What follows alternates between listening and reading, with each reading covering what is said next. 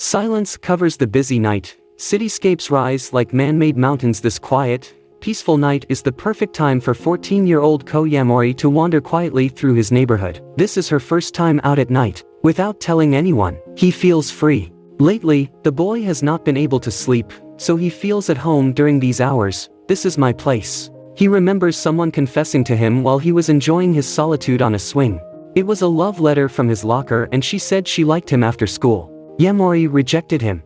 But it's not just that he can't understand the concept of dating, of liking or disliking someone. His friends confronted him, but he only apologized. He doesn't understand and can't be bothered. At least he didn't manage it. This is worse than rejection. After swinging too hard, Yamori loses momentum. He jumps to the ground with his head, injuring her. Later, he sits on a bench and scrolls through his phone to find a cure for insomnia. Some say he should talk about it with his family or someone he trusts. If he has someone he trusts, this won't be a problem. Yamori doesn't have many friends. Some people recommend drinking. It cannot be destroyed. After all, he is only 14 years old. But then again, he's single now. There are no parents or adults around who will rebuke him. Then he stumbles upon a shiny vending machine, as if fate is tempting him to drink. A 14-year-old with poor judgment, but Yamori goes with it, putting coins for him, sweating all over and drinking for the first time. Suddenly, a hooded girl appeared next to him. "Oh, you buy alcohol," he says, startling her and forcing her to press a button. Yamori panics when he sees that she's not in her 20s, so he stammers that beer isn't for him,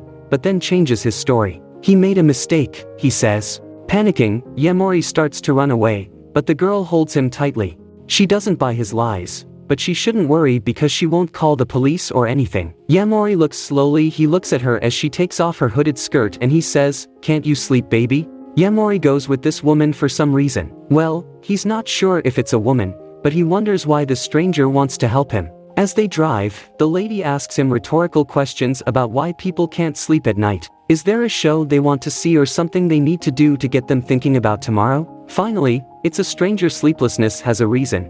They didn't make the most of their day. The lady came across 3 worthless people sitting on a bench, greeted casually but cheerfully. Yamori was confused. Why is he doing this? Does he recognize them?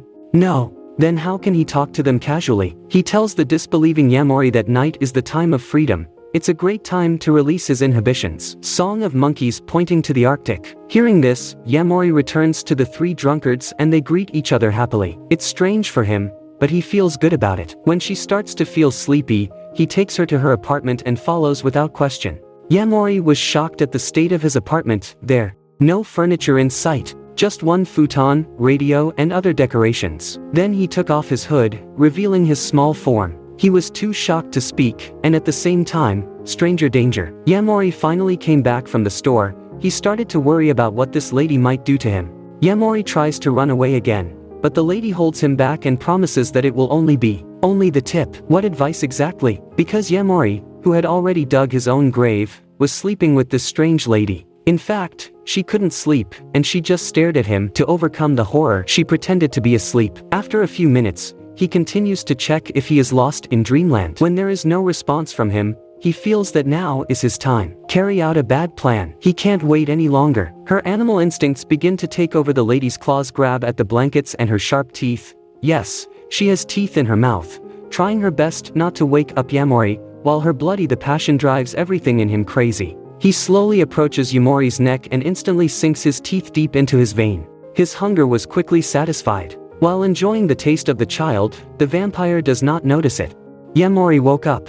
He turns on the lights and holds his neck. She has blood on her hands. The woman quickly defends herself and says that it was a giant mosquito that bit her. Fortunately, he managed to get it with a good slap. Poor Yamori can only hold his head in his hands and repeat his words. He sees that she does not believe him. But how? There is blood in his mouth. He asks if she's a vampire, and since the evidence against her is already stacked, she admits it. "I was scared, Yamori."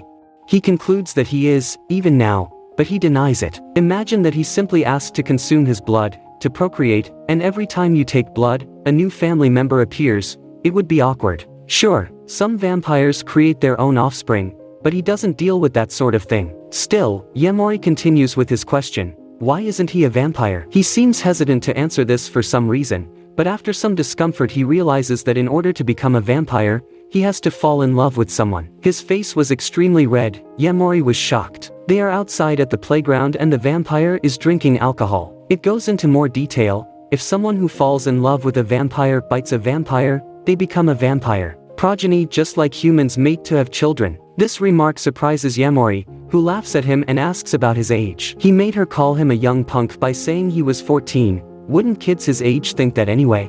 There is no Yamori. He does not even understand the concept of loving someone. He doesn't like girls, he doesn't like guys, he's just bored with his life. So he stopped going to school and tried to find solace in the dark night. With that, he defies gravity and floats through the air, asking how his first night was and feels like he's out of line. He tells Yamori that he has the right to enjoy a sleepless night and not sleep until you are satisfied with your day. He stood up and growled, "Turn me into a vampire." She's surprised by his request and reminds him of the rules. He's falling in love with a vampire. He just pretends he knows what he's doing, because he wants to be something for the first time in his life and he doesn't want to deny this unique feeling, so please let me love you. Yamori said. He adamantly told her that having children was not in his plans. He would do nothing but suck her blood like any normal vampire. Whether Yamori falls in love with her or not is up to her. With that, she finally introduces herself as Nazuna Nanakusa at the edge of the skyscraper. Nanakusa tells Yamori that human blood tastes best at night,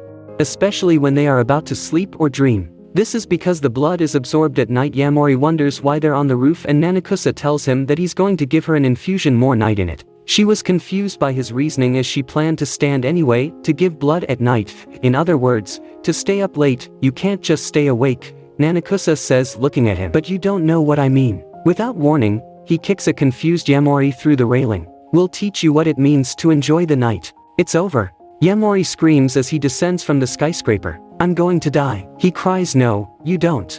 Before he knows it, Nanakusa appears in front of him. The night comes alive, a sleeping city buzzing with colors.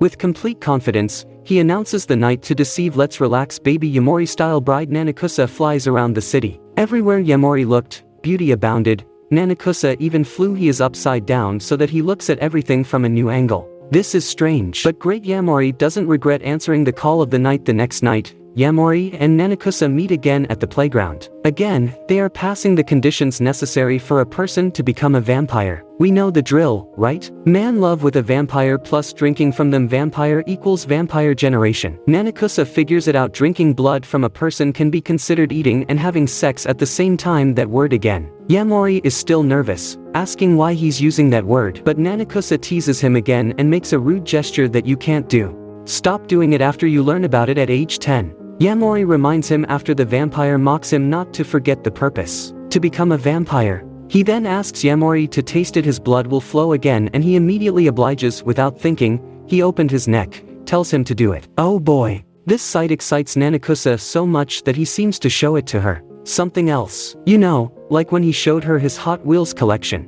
Ladies love Hot Wheels. He comments on how lewd that look is before saying that you shouldn't do it. If he is asked for his blood again, time is of the essence. While walking, Nanakusa lets Yamori know that his blood tastes very good. One night, Yamori finds himself alone and doesn't know where to find Nanakusa. Even though he knew he wasn't going to turn into a vampire anytime soon, he still searches for her until he finally shows himself. Apparently, he was looking for something random person to be his blood bag. Hearing this, Yamori immediately calls her a flirtatious devil. Nanakusa is confused because tell me, how does he flirt? How does one look for something good to eat if he is just looking for food? Imagine the guy at your local McDonald's calling you a hoe for visiting Wendy's. Yamori reminds her that for a vampire, eating is like loving. So it basically means that he is looking for someone to have sex with. Makes sense, Nanakusa thought. But that's how vampires survive. And he can't help it. Yamori tells him that he is struggling to find her and where they should talk it will be easier to meet. With that, Yamori asks for Nanakusa's phone number. Nanakusa asks him if he uses Line, but he says no. Well, neither is he. He doesn't know either. Nowadays there is a telephone. However, he remembers having it in his apartment. Rummaging through his things, he found the alarm phone he had bought years ago. Hey, it's like an ice scraper. God, I feel old. In any case, the problem is almost solved. But he doesn't like lugging around such a huge thing while hunting his prey. He never dared to buy new phone because they change from time to time. He thinks it's useless for a vampire like him. Day of hunting for food, he rests on the futon. Wondering why she's just staring at him, he coyly invites her to join him. He doesn't hesitate to lie down next to her, but won't let her suck his blood. Nanakusa protests against that, but Yamori explains that even if she were to drink his blood, she wouldn't be a vampire. If he wants it so much, why can't he look for someone else because he can do it anyway? Nanakusa blushed slightly and shyly said that she hadn't looked for anyone else, but actually looking for it. He admits that it is difficult to find someone as tasty as his blood. Hearing this, Yamori softens and pulls on the collar of his shirt so that Nanakusa drink a delicious drink of his blood. Soon, Nanakusa falls asleep. At one point, Yamori feels relieved, not because his blood is delicious, he knows they feel the same way. The reason didn't really matter. She just wanted to see him the next night. Yamori runs through the streets and alleys trying to find Nanakusa one more time until they meet in the park. Yamori grew excited as he grew tired of their hide-and-seek system. A wristwatch provides a receiving device. Looking at him closely, Nanakusa is even more amazed because they can play with them too. Playing isn't the real purpose of it, but yes, of course. Yamori then remembers buying a radio transmitter to play with as a child. Do you have friends? If you don't, you can't play with receivers. I have friends, Nanakusa said coldly. Then he remembers what it was like when he was 9 years old. He bought a pair of transmitters but didn't know how to play with them. After thinking long and hard, he decided on a place where one of them could easily be found. Whoever found it thought it would be fun to hang out with. He didn't get a signal when he returned. After some time, he had already disappeared. This means that if he called her, someone would take it away. He never called and decided to wait. Nanakusa laughs at Yamori's lameness, and even laughs harder when Yamori points out that he's dressed a sad little watch from years ago. Both decide to take the test because Nanakusa wears one of the watches. He jumps off, leaving Yamori to find him alone in a vast and quiet space.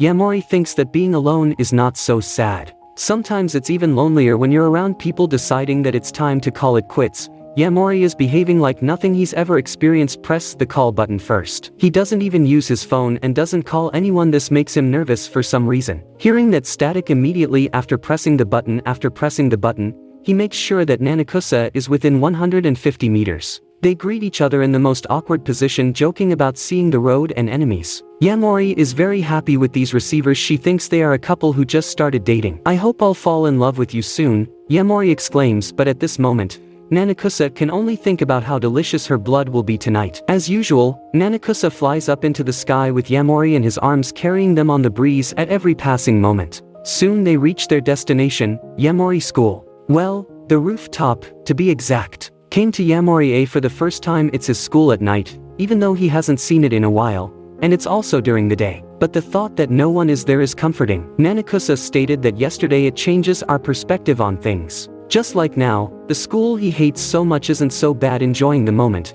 Nanakusa gently approaches Yamori and picks him up, bit the sweet blood on his neck. This makes Nanakusa instantly happy. At the same time, he feels that this bite was particularly dirty. He agreed and said they would do it at the schoolyard. Just screams inappropriate behavior. Analyzing Nanakusa more, Yamori realizes this. He likes sarcastic jokes, but is shy when it comes to romance. Maybe Nanakusa didn't never been intimate with anyone before. With that, Yamori calls her Nazuna-chan, which makes the vampire becomes uncomfortable for him. He says he wants them to be close and make friends. You don't even have friends, he said. Well, maybe you will be first. Nanakusa. The sun is about to rise, and Yamori returns home. He stopped in the middle of the road, thinking about what could happen to the other receiver he was hiding at that time. Soon the old receiver will receive a static signal. Yamori is surprised by this and thinks it is associated with Nanakusa. But he is wrong. It's actually the old one. Before he can react, a girl calls his name from behind him. What are you doing? He asked.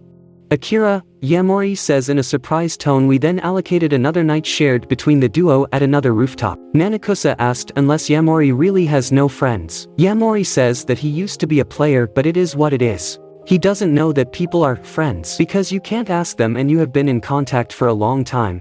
Can you think that they are your friends? Yamori thinks deeply about this and realizes that he bought the transceiver. He wanted to communicate with someone. Back to Yamori and Akira. The boy is surprised seeing him with a missing transmitter. He explains that he has never left her since he gave her away him. They were always in different grades, and Yamori was a 6th grader. He waited for an opportunity to speak to her again, but it never came. Akira was also waiting for Yamori's ringtone, but he never sent one. Since Yamori hadn't been to school lately, she decided to call him through the answering machine. Yamori asks if he passed the receiver to Akira and he says no. However, he left her in their mailboxes. It meant to him that it was for him, and he really appreciated it. Seeing him now, Akira is happy that Yamori is doing well, although he is worried because he is her friend. My friend. Why does this leave a bitter taste in Yamori's mouth? In retrospect, Akira had always been kind to him. He would sit with her if he enjoyed it. It's quiet time, ants carry dead insects. He might be a little weird, but Akira he always joined her in whatever she thought was interesting or important. Fortunately, in this, we are friends, aren't we? Akira asked cheerfully. Now it was clear to Yamori. He asks why he was wearing uniform at 4 in the morning. He wants to go to school and likes to go for long walks, so he wakes up early. Knowing that Yamori was going home in the meantime, he invites her to meet him again tomorrow at the same place at the same time. Yamori takes a detour to Nanakusa's apartment before returning home. Through the transceiver, he says he has a friend. One friend. Since then, this has become a routine for Yamori after seeing Nanakusa meet Akira. The side effect of this is that it is going away. The Nanakusa side is earlier than before. The vampire suspects that he is seeing another woman but doesn't believe her guesses because Yamori is unlikely to have any friends. Talking to Akira is calm and simple. They don't talk much. However, Yamori realizes that she used to be cheerful, but she is acting differently. He asks if she's having fun with him and she says yes, although sitting alone in the park is all they do. With this simple answer, it's easy for Yamori to assume that Akira probably likes him. Behind a tree not far from them, Yamori sees Nanakusa mockingly. Evil smiled before Nanakusa could do anything. He rushed towards them, nervous to the bone. Is he crazy? What should he do? Vampire he grabs Yamori's shoulder and mocks him for getting into a fight with another lady. He even convinces Akira that his relationship with Yamori is only physical. To see how they are doing addressing each other in such a familiar way, Akira feels that there is something between them. The two eggheads immediately deny this, but Akira insists that Yamori likes Nanakusa. To prove a point, Nanakusa asks Yamori to stand up and grabs and bites Yamori right there. His neck. Akira is scared by the sight he just saw, but is more worried about the marks on Yamori's neck. Realizing that Nanakusa had drunk Yamori's blood, Akira asked him what was wrong. Nanakusa proudly replies, "Of course, a vampire." Inside the cafe, Akira asks why Yamori is letting Nanakusa drink his blood and why he doesn't go to school anymore. He didn't want to push her, so she didn't ask him why he doesn't go to school anymore. But seeing his friend talking to a terrifying vampire, he must know what is going on.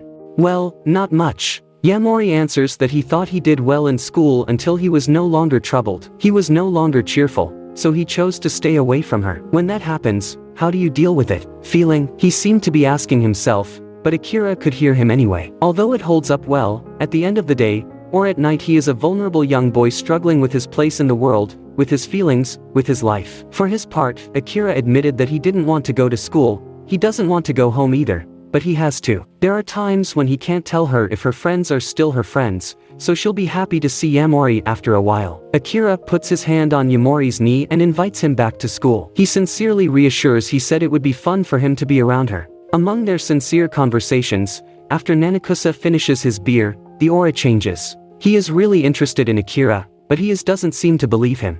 Before leaving, he teases Akira. If he really is Yamori's friend, why did it take so long to contact him? Of course, he doesn't pay for the drinks. Yamori Akira leaves the cash and follows the vampire. He still couldn't tell if she was angry or not with him, but at the same time, he doesn't know why he got mad at her in the first place. He stops Nanakusa and asks if he is angry. He says no, but Yamori insists he is. Being very lonely, it's all new to him, but he's trying his best to understand what's going on. Interacting with the uncooperative Nanakusa, who must be many years older than him. He has an old phone, doesn't he? If you don't tell me, how am I supposed to know what are you angry about?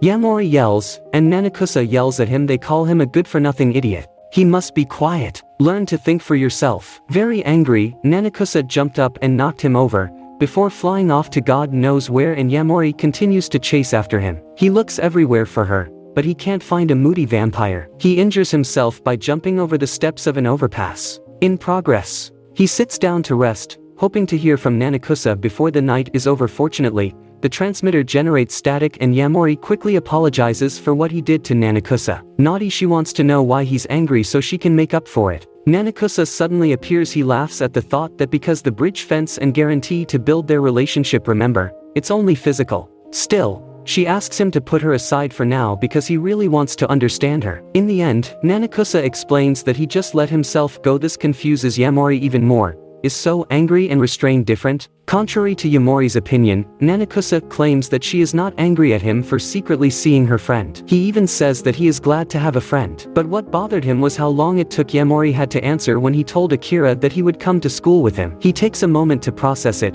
and when he does, he can't believe he's upset about it. She explains with a smile that it took her a while to respond because she didn't know how it would go about telling his friend that he doesn't want to go to school because he wants to be a vampire. Nanakusa notices Yamori's bleeding wound and asks what he should do. Happened. After explaining, he suddenly grabbed her face and pulled her close to him. And just like that, their lips connect for a few seconds. Yamori was surprised, he almost frozen, except for the fact that his arms were twisted. A friend of man, repeated Nanakusa. So, does that mean you have a vampire friend too? Nanakusa said goodbye to Yamori, even addressed him as a friend before flying off. Still unable to speak, Yamori thinks about how friends don't usually kiss each other. Maybe it's this confused feeling inside him becomes something concrete, something that brings it closer to the hope of being a vampire. But in the end, it doesn't matter that he's a vampire. In the beginning he told that he felt free, that he belonged to the night. But maybe there will come a time if he feels that way during the day, he won't need a night bell to feel alive.